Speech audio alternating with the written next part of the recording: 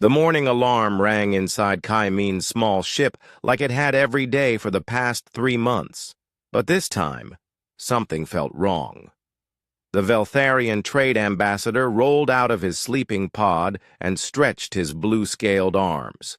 His ship floated in orbit around New Busan, the human colony world where he had been working for 2 years. Kaimin walked to the window and looked down at the planet. The lights were still on in the cities. The space docks were full of ships. Everything looked normal. But his radio had been silent for 3 days now. No morning greetings from the Human Trade Office. No updates about cargo shipments. No friendly chatter from the human pilots flying between the surface and the orbital stations.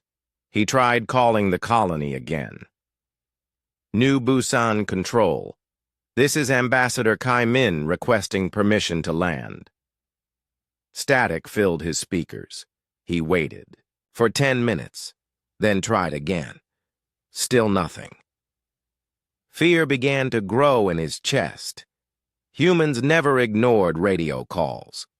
They were always talking, always checking on each other, always making sure everyone was safe. The silence felt like a cold hand. Grabbing his heart, Kaimin started his ship's engines and flew toward the planet. As he got closer to the main city, he could see the streets through his telescope. Cars sat stopped in the middle of roads. Some had their doors open. A few still had their engines running, but he could not see any people walking around. He landed, his ship in the main spaceport. The landing lights turned on automatically, guiding him to an empty pad. But no human workers came out to greet him. No one asked for his cargo manifest or travel papers. The spaceport felt like a tomb. Kaimin put on his environmental suit and stepped outside. The air was still good for breathing, but he felt safer with the suit on. He walked toward the main terminal building. The automatic doors opened for him with a soft whoosh. Inside, the terminal was frozen in time. Coffee cups sat on tables, still, warm to the touch. Half-eaten sandwiches lay on plates. Children's toys were scattered across the floor near a play area. A human woman's jacket hung over the back of a chair. But no humans were anywhere to be seen. He called out, "Hello? Is anyone here?" His voice echoed through the empty building. No one answered. Kaimin walked through the city for hours. Every building was the same. Homes with dinners still cooking on stoves. Shops with customers' items left on counters as if people had just vanished in the middle of buying something. Schools with books open on desks and chalk still on blackboards, but no humans, not even bodies. They had just disappeared. Meanwhile, across the galaxy, HFY received the first reports in her laboratory on the Zenthari homeworld. The brilliant scientist had been working with humans for 15 years on a new type of faster-than-light travel. Humans had a way of thinking about science that was different from any other species. They asked questions that seemed silly at first, but always led to amazing discoveries. Her assistant, a young Zenthari named Bombsick, rushed into her lab. "Professor HFY, we are getting strange reports from all over the galaxy. Human colonies are not answering radio calls. Trade ships are floating empty in space." HFY felt her 4 hearts skip a beat. "What do you mean, empty?" "I mean no humans are on them. The ships are still working. Life support is on. Food is still fresh in the kitchens, but no people." HFY dropped the quantum calculator she had been holding. It was a human invention that had made their joint research possible. Without human creativity, their project to fold space and time would never work.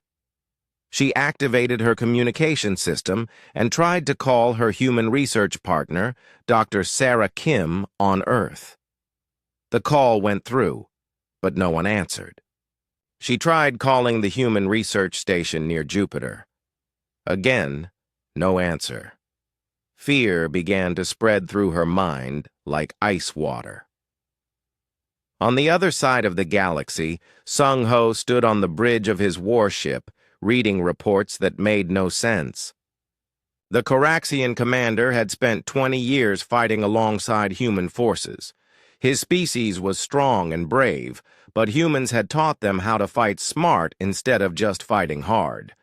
"Sir," his communications officer called out, "we are getting reports from every sector. All human military bases have gone silent. Their defense satellites are still working, but no humans are operating them." Sung-Ho's thick gray skin turned pale. Human military bases never went silent. They always had someone on duty, always had backup systems, always had emergency protocols. It was impossible for all of them to stop working at the same time. "What? About the human ships in our fleet?" he asked. "Dead in space, sir. Engines still running, but no crew on board. We sent boarding parties to check. The humans' personal items are still there. Their beds are still warm, but the humans are gone." Sung-Ho had seen many battles in his long military career. He had watched whole planets burn and entire fleets get destroyed. But this was different. This was more terrifying than any enemy he had ever faced. You could fight an army or a monster or a plague. But how do you fight against people just disappearing? He tried to contact General Park Hyun-soo, the human who had been his closest friend and military partner for 10 years. The call connected to Hyun-soo's personal ship, but only got an automated message. "This is General Park. I am not available right now. Please leave a message." But Park never left his radio off during military operations. Something was very, very wrong. As reports came in from across the galaxy, the truth became clear and terrifying. Every human in the galaxy had vanished at exactly the same time. Scientists working in deep space laboratories, diplomats meeting with alien leaders, children playing in parks, elderly humans in hospitals, prisoners in alien jails, explorers on the edges of known space, all gone.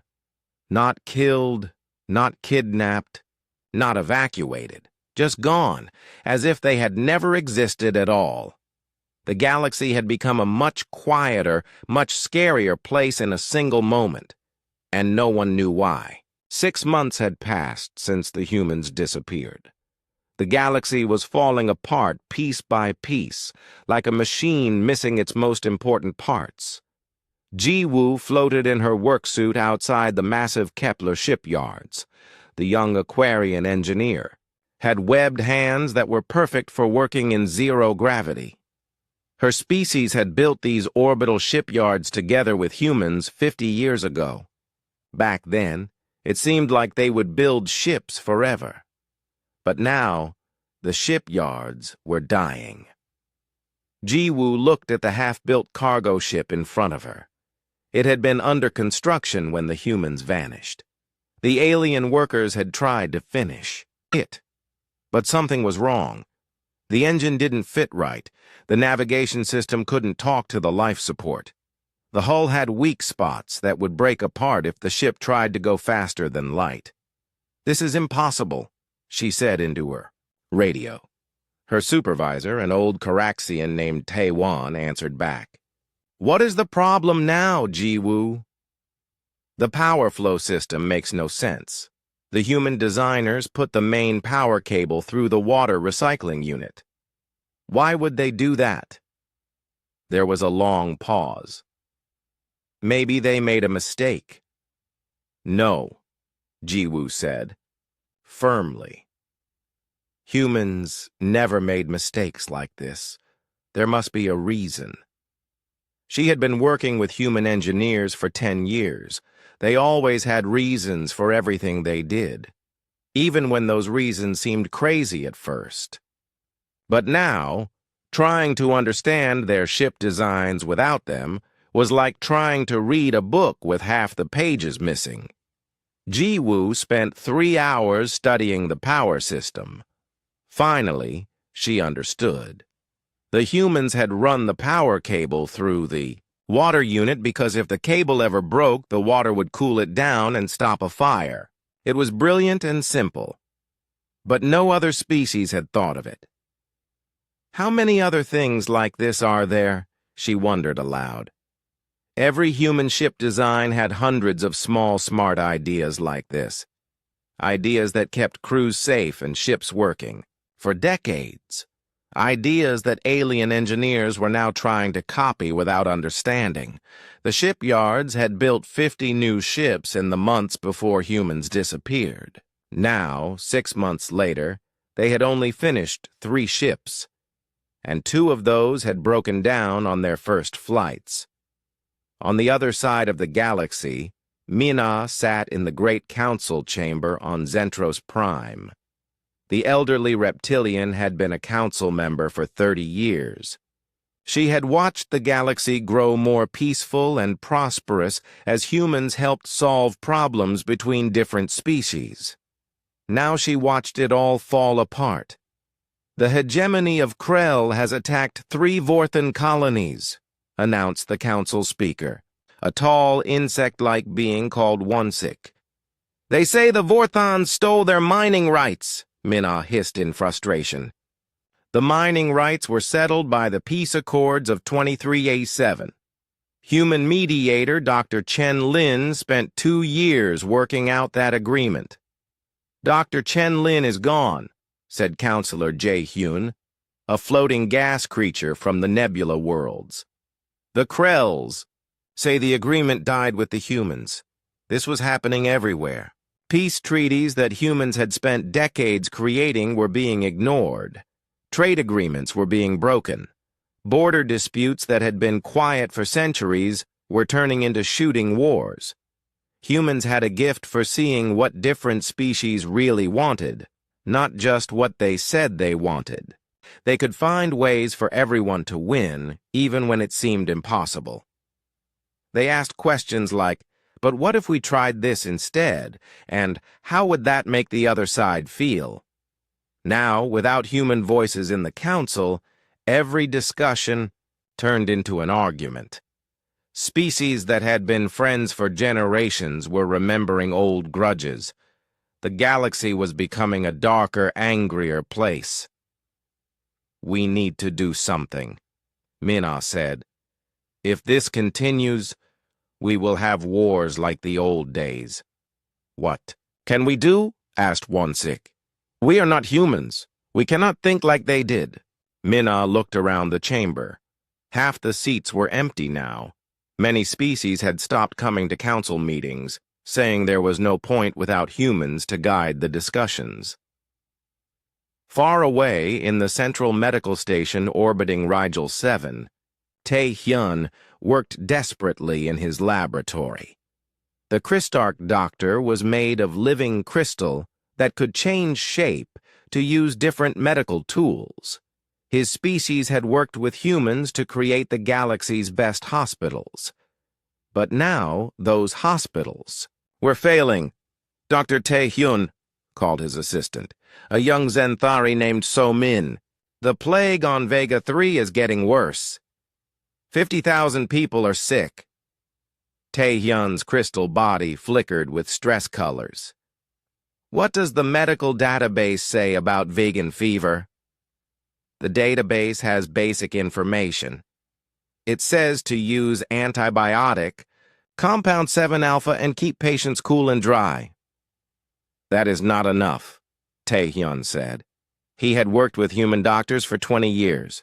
They never just followed the database. They looked at each patient as a whole person, not just a collection of symptoms. Human doctors asked questions like, what is this patient worried about, and how will this treatment affect their family? They understood that healing was about more than just fixing broken parts. The medical database had millions of facts about diseases and treatments, but it did not have the human wisdom about how to use those facts. It did not explain why some treatments worked better for some species, or how to help patients who were scared, or what to do when the standard treatment did not work. "Send emergency medical supplies to Vega 3, Tae-hyun ordered, "and pray that it helps." But he knew it would not be enough. Without human medical knowledge, thousands of beings across the galaxy were dying from diseases that should have been easy to cure. That night, Won-sik sat alone in his office, reading reports from across the galaxy. 3 more wars had started. The trade routes between the core worlds and the outer rim had collapsed. Food shortages were beginning on 17 planets. He pulled up an old video message from 2 years ago. It showed Dr. Elizabeth Park, a human diplomat, giving a speech to the council about working together. "We are all different," she had said, smiling at the camera. "But that is what makes us strong. Each species brings something special to our galactic family. When we help each other, we can solve any problem." Won-sik turned off the video. The humans had been the glue that held the galaxy together. Without them, everything was coming apart, and no one knew how to put it back together again. 1 year had passed since the humans vanished. The galaxy was learning just how much it had lost.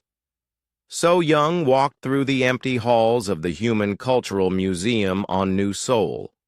The phase-shifter archaeologist could change her body to move through walls and tight spaces, which made her perfect for exploring abandoned places. But even with her special abilities, this place felt haunting. The museum was exactly as the humans had left it. Interactive displays still glowed softly, waiting for visitors who would never come. Children's artwork hung on the walls next to masterpieces from famous human artists. Books in hundreds of languages filled the shelves, many of them translated into alien scripts. So Young stopped at a display about human music. She pressed a button, and soft piano music filled the air. It was a piece called Clair de Lune by a human composer named Debussy. The melody was sad and beautiful, like moonlight on water. She had heard this music played at weddings, funerals, and celebrations across the galaxy. Somehow, humans had created sounds that could make any species feel emotions, even species that heard sound completely differently than humans did. "How did they do it?" she whispered to herself. She moved to another section that showed human games and sports. There were displays about something called football, where humans kicked a ball into a goal. Another showed basketball, where they threw a ball through a hoop. These games seemed simple, but So Young knew that alien species across the galaxy had adopted them. The Coraxians, who were naturally violent, had started playing human sports instead of fighting each other. The shy Vorthons had learned to work together by playing human team games. Even the proud Zenthari had started competing in human-style tournaments. So Young found a video display that showed the last Galactic Olympics, held just 2 years ago. Dozens of species competed in human-invented games. Everyone was laughing, cheering, celebrating together. The humans had somehow created activities that brought out the best in every species. Now those games sat empty. No one organized tournaments anymore. Species had gone back to their old ways of solving disagreements, and those ways usually involved fighting. Across the galaxy, Jun-sik sat in his office on the trade station called Harmony Point. The Nethari information broker looked like a walking tree, with bark-like skin and branches instead of hair. His species was good at remembering things and making connections between different pieces of information. For 30 years, Jun-sik had watched humans create the galaxy's economy. They were not the richest species or the most powerful, but they understood something that no one else did: how to make everyone happy with a deal. His computer screens showed the economic reports from across the galaxy. The numbers were terrible. Trade between the mineral worlds and the agricultural planets had dropped by 80%. The aquarian fish farms could not sell their products because the transport companies had stopped running regular routes. The Crystarch technology manufacturers could not get the rare metals they needed because the mining companies did not trust the shipping companies. Before humans disappeared, trade flowed smoothly between thousands of worlds. Humans had created trade agreements that seemed to benefit everyone. They connected species that had never even heard of each other. They found ways to turn waste products from one world into valuable resources for another world. Junsik pulled up an old file from 5 years ago. It showed a trade deal between the Vorthans and the hegemony of Krell. These two species had hated each other for centuries, but a human trader named Kim Min-ho had found a way to make them both rich. The Vorthans had too much fresh water but needed metals. The Krells had too much metal, but their worlds were deserts. Kim Min-ho suggested that the Vorthans trade water for metal, but he added something special. He suggested that Vorthan engineers teach Krell youngsters how to build better water recycling systems. And Krell metalworkers would teach Vorthan youngsters how to make stronger tools. It was not just trade, it was friendship, it was learning. It was building trust between old enemies. Now, without human traders to create these complex deals, species only traded with their closest neighbors. The galaxy's economy was becoming smaller and smaller, like a flower closing its petals. Far away in the deep space between star systems, Hei-In floated in her exploration ship. The Voidwalker was built for traveling in the empty darkness between stars. Her species had no solid body. They were made of energy and could survive in the vacuum of space. She was visiting the abandoned human research stations that had once pushed into the most dangerous parts of the galaxy. These stations had been humanity's gift to galactic science. Humans had volunteered to do the jobs that were too risky for other species. Hei-In's ship approached Research Station Omega-7, which had been studying a black hole. The station was still there, still collecting data, but no humans were inside.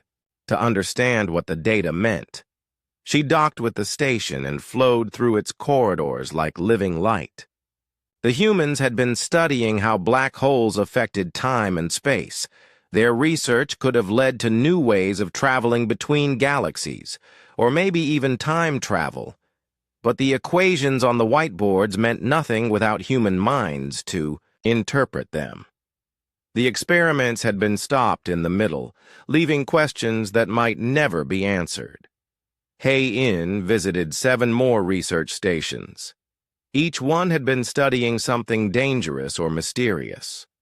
One had been investigating energy beings from another dimension. Another had been trying to communicate with a living planet that seemed to be intelligent. A third had been exploring the edge of the universe itself. All of this knowledge was lost now. Humans had been the galaxy's brave explorers, willing to risk their lives to learn new things for everyone. They had asked the big questions that other species were afraid to ask. What else is out there? And how can we learn more about the universe? Other species were smart and brave in their own ways, but humans had a special kind of curiosity. They wanted to know everything, even if it was dangerous. They believed that knowledge should be shared, that discovery was a gift to give to all. Thinking beings. Hei-In returned to her ship feeling empty inside. The galaxy had become a smaller place. Without humans pushing the boundaries, exploring the unknown, asking the hard questions, the universe felt less full of possibilities. The other species were learning that humans had not just been participants in galactic civilization. They had been its heart, its conscience, its endless source of hope and wonder. And now that heart had stopped beating. 18 months after the humans disappeared, the galaxy finally came together to find answers. They had to know what happened, or they would never feel safe again. Wu Jin stood in the command center of the investigation ship, called Last Hope. The synthoid detective had been built by humans 300 years ago. His metal body and computer brain were designed to serve and protect humans. But now, there were no humans left to protect. This felt wrong to Wu Jin in ways he could not explain. Every circuit in his body told him to find humans and keep them safe. But his sensors could not detect a single human anywhere in the galaxy. It was like being programmed to breathe in a world without air. "Report," he said to his team of investigators. Representatives from 12 different species had joined this mission. They all wanted to know what happened to humanity. Da Yun, a temporal mechanic, spoke first. Her species could see and feel time like other beings could see colors or hear sounds. "I have been studying the time readings from human colonies. Something very strange happened." She activated a holographic display that showed waves of time energy. "Look at this. Every place where humans lived shows the same pattern. Time got twisted and bent like someone folded space-time itself." Wu Jin's metal face could not show expressions, but his voice carried confusion. "What could cause that?" "I do not know," Da-Un admitted. "The energy needed would be enormous, more than all the stars in the galaxy produce in 1,000 years. Another team member, Haiyan Wu, stepped forward. The Mentalite was a being of pure thought who could read psychic impressions left behind by other minds. His transparent body glowed with soft blue light. "I tried to read the psychic echoes from human homes and workplaces," he said quietly. "What I found scared me." "What did you find?" Wu Jin asked. Hyun Wu's light flickered with fear. "Pain, terrible sadness, but also love. So much love that it hurt to feel it. And something else, a feeling of sacrifice, like they chose to give up everything for something more important." The room fell silent. Every species there had different ways of thinking and feeling, but they all understood sacrifice. Inha, a quantum physicist made of living crystal, had been working at her station throughout the conversation. The geodics. Scientists could see and manipulate the smallest particles of matter and energy. Her crystal body suddenly flashed bright red. "I found something," she announced. "The quantum signatures are impossible. According to my readings, humans did not just disappear. They were transformed." "Transformed into what?" Wu Jin asked. "I do not know. The readings suggest they were spread across multiple dimensions at the same time. Their matter and energy was converted into something that exists in places we cannot see or reach."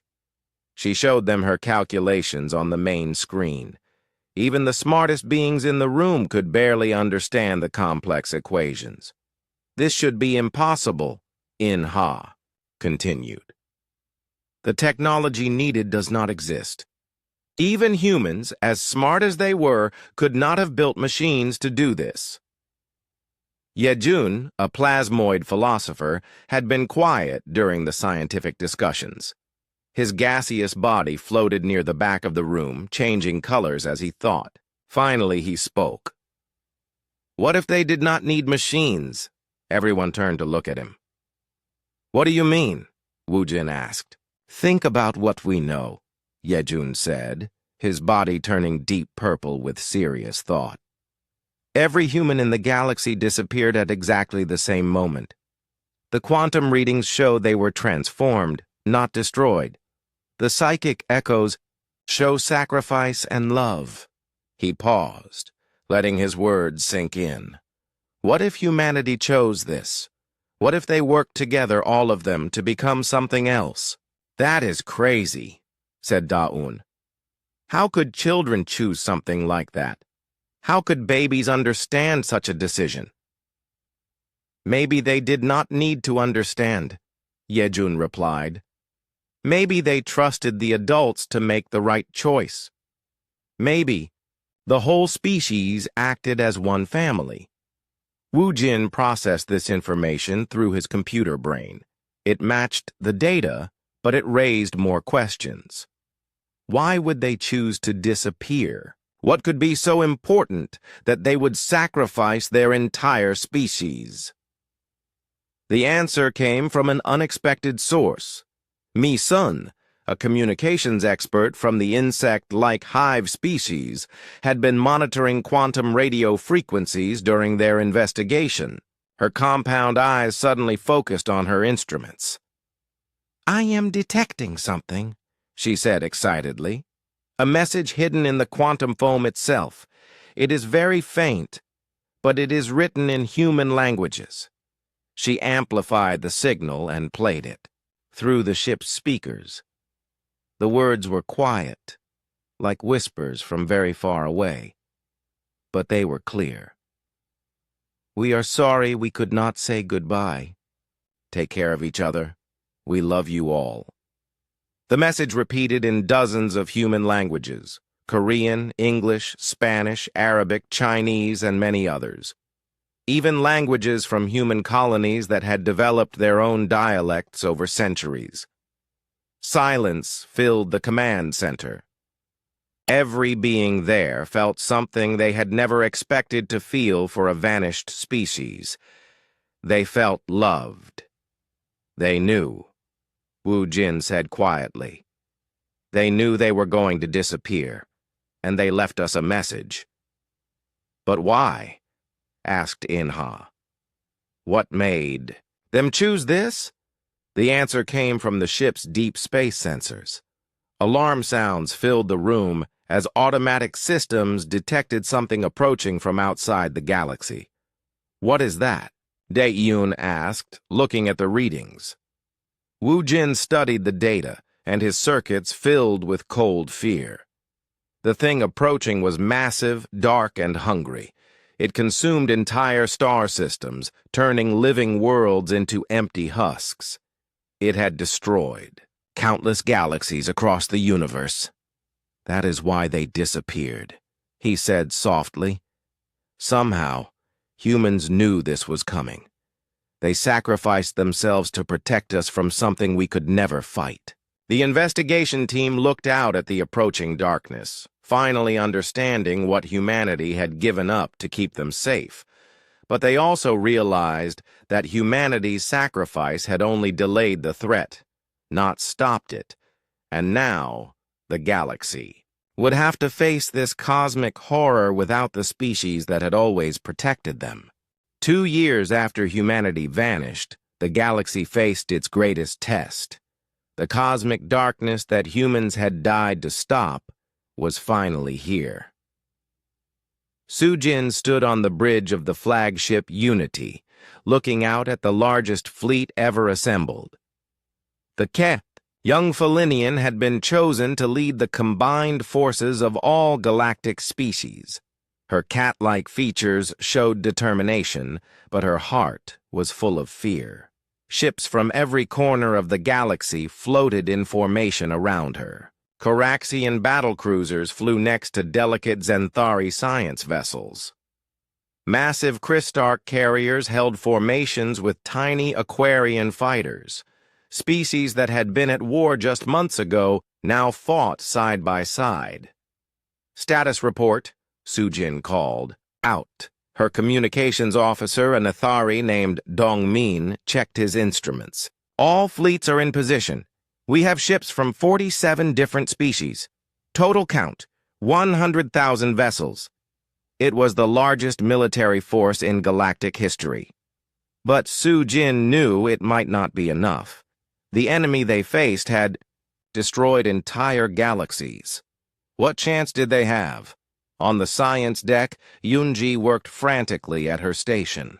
The botanical engineer was covered in leaves and vines instead of hair, and her green skin could photosynthesize light into energy. She had been studying abandoned human agricultural techniques, trying to understand how humans had made dead worlds bloom with life.